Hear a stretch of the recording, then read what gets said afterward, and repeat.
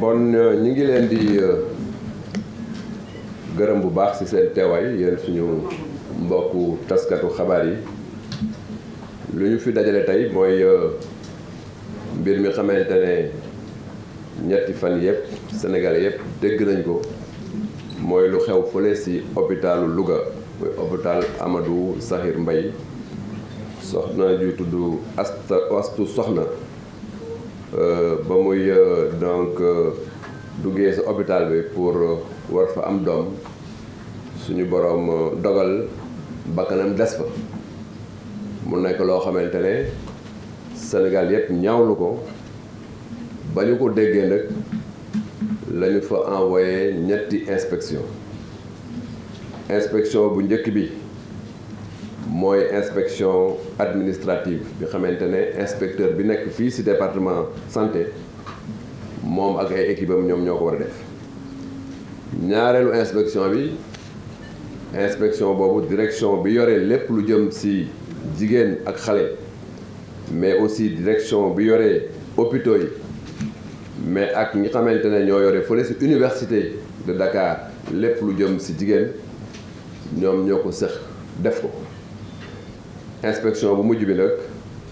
mission la rek mooy mission de soutien psychologique mooy dem seetu njaboot gi ma yónni fa woon fa directeur général de l'action sociale ak benn équipe bu mag ñu dem seeti effectivement njaboot gi jaale leen indi leen effectivement suñu soutien ba ñu defee ñetti inspection yooyu ñetti mission yooyu tey nag comme que indi leen rapport yi li war te jaadu mooy ñu ñëw devant l'opinion devant sénégalais yépp pour wax leen inspection yooyu lan la ñu indi comme information pour que sénégalais yépp mën ko xam bon nag ma jéem a leen wax lan moo nekk ci rapport d'inspection yi li ñu mën a jot mooy que ne madame Astu Soxna yàlla na ko suñu boroom yërëm yóbbu ko àjjana ba muy ñëw hôpital ba ñu ko xoolee gisuñu en tout cas benn feebar boo xamante ne nekk na ci moom pour mën koo faagaagal ba mu ñëwee hôpital nag seetlu nañ tam bi ñu xoolee dossier que ne ñetti at sa gannaaw defaloon nañ ko césarienne ba ñu ko defee césarienne yàlla def na bébé bi mu kii woon ba mu àndaloon yàlla jël ko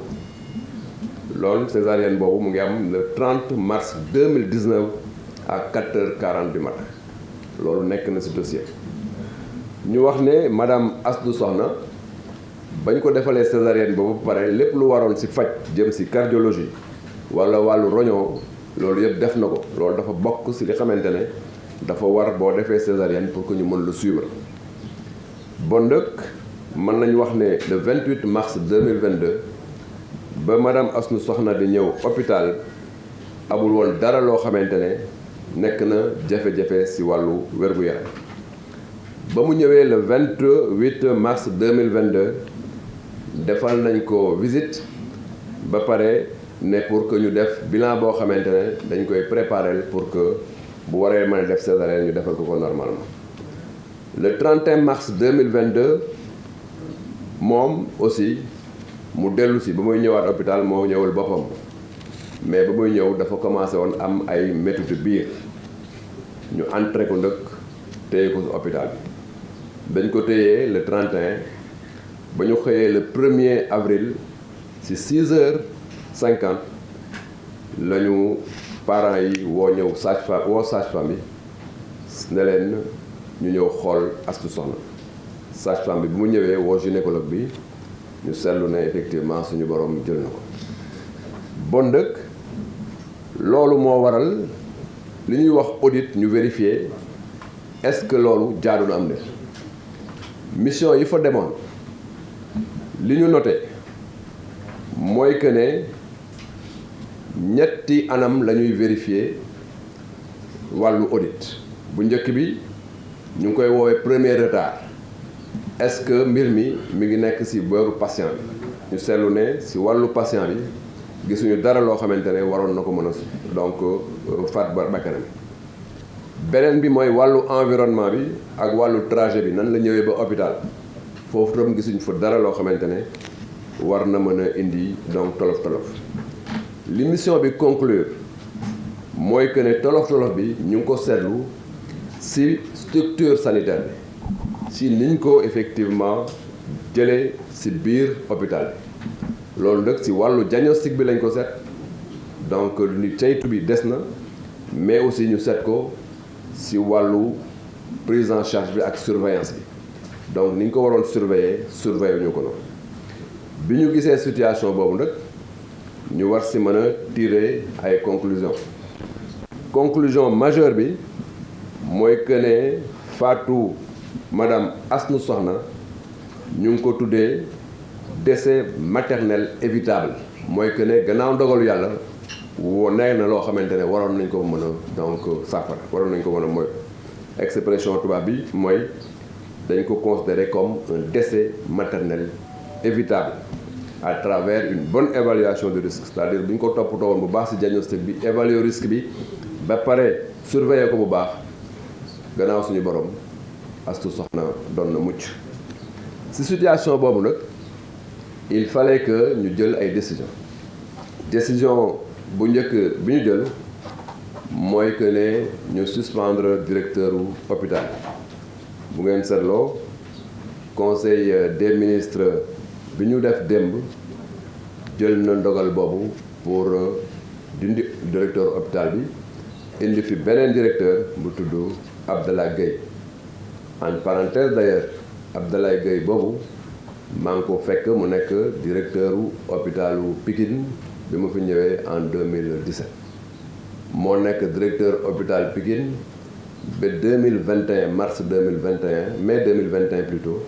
moo indi ko fii mu ñëw renforcer nouvelle direction générale des établissements de santé bon donc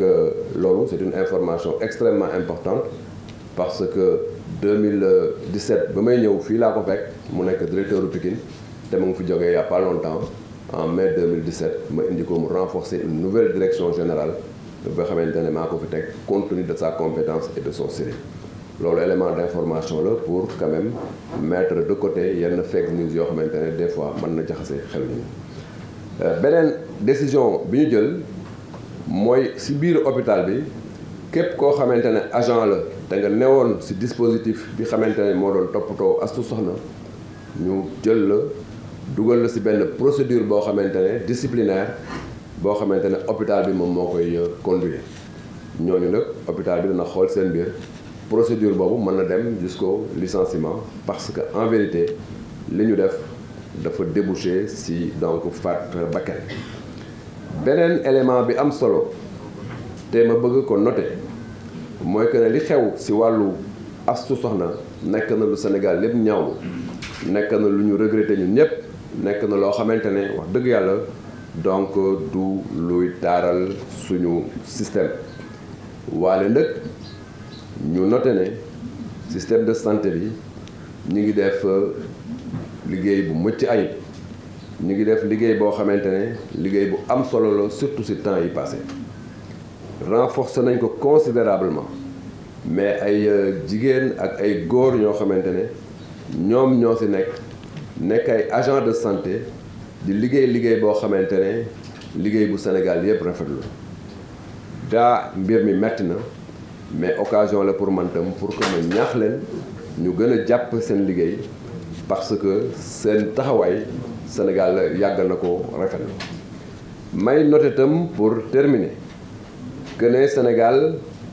dafa def ay performances yu am solo ci wàllu mortalité maternelle et néonatale mooy xayma bi xamante ne dañ koy xayma réew yi di xool ban réew moo gën a am situation yi ñuy dund tey mooy jigéen ba kanam dem ci wàllu donc njur loolu nag dafa nekk indicateur OMS indicateur bu am solo Sénégal nag tey ci sous-région bi UEMOA moom moo fi juutu ci indicateur boobu moom moo fa gën a nekk ci kanam parce que 2019 ñu ngi doon tourner ci indicateur boo xamante ne 386 naissances décès pour 100 000 naissances vivantes mais en 2019 ñu ngi ci 276 décès 236 décès pour 100 000 naissances vivantes gis nga ne évolution bu am solo am na ko bon nag nañu continuer effectivement ci effort yooyu mais ñu ñaax personnel de santé bi ak d'action sociale ñu taxaw pour que performance ak njàmbaar bi leen réew mi yëpp xamee ñu continuer may terminer ci benn élément d'information bu am solo parce que en plus effort yu ñu def ci ressources humaines yi dañuy continuer di def ay effort tam ci li jëm ci jumtukaay yi ak structure de santé yi ci cadre boobu lay annoncé d'ailleurs que ne l'hôpital Aristide Le Dantec projet wu état bi sur instruction président Macky Sall mooy que ñu tabaxaat ko totalement loolu itam élément bu am solo la te ci ay fan yu néew danañu effectivement donc